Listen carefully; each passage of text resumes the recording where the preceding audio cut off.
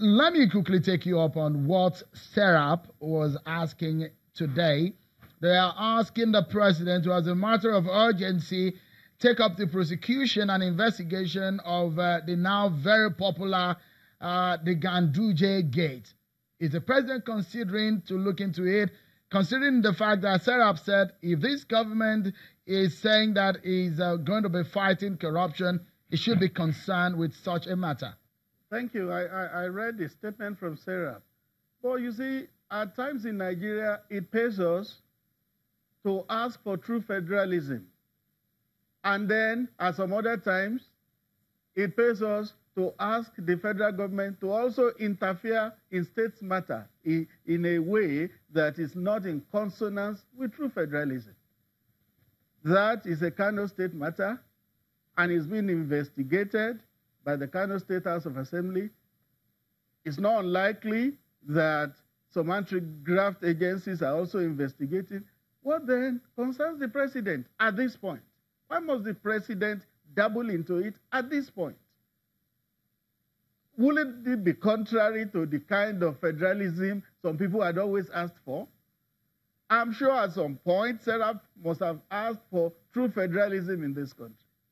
So, is it in consonance with true federalism if the president dabbles into that kind of matter at this point?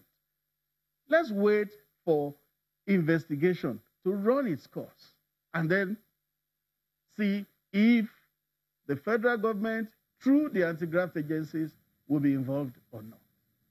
Mr. Adeshina, it's November now. The fears are that the 2019 budget is perhaps not presented to the National Assembly yet. Some of the issues that bedeviled the late passage of the previous budget under this administration is what some economists are saying is happening yet again. What is happening?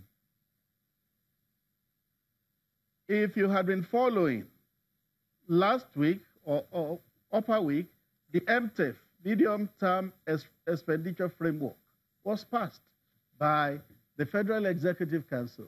That is what precedes the budget being sent to the National Assembly. So that tells you that in a matter of time, possibly within the month, the actual budget itself will go to the National Assembly.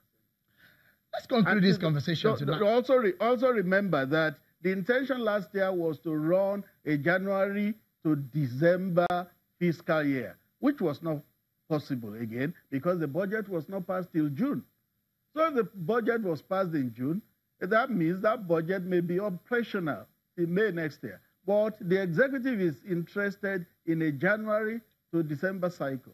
But any moment from now, most likely within the month, the budget will likely go to the National Assembly. Mr. Adeshina, let's conclude this conversation and on this note. 2019 is upon us, and as it stands right now, it does look like the theme around the APC and how the party galvanized a lot of support.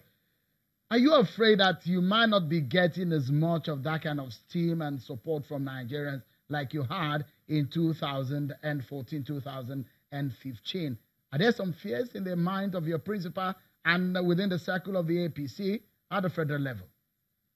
No, our conviction is that the party will win by a wider margin, far wider margin than in 2015. Because look around. Look around. What is the alternative? Can we afford to take the country back into the infamous past? It will be very sad.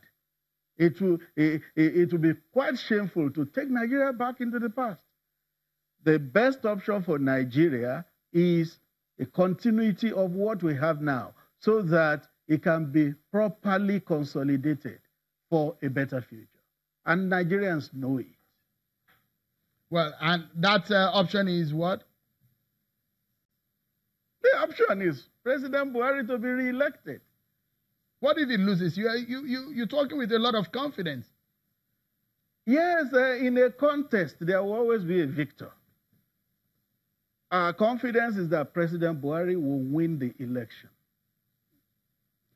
Well, let's leave it at that, and I wish you the very best in the coming days, Mr. Femi Adeshina. President Muhammadu Buhari is Special Advisor on Media and Publicity.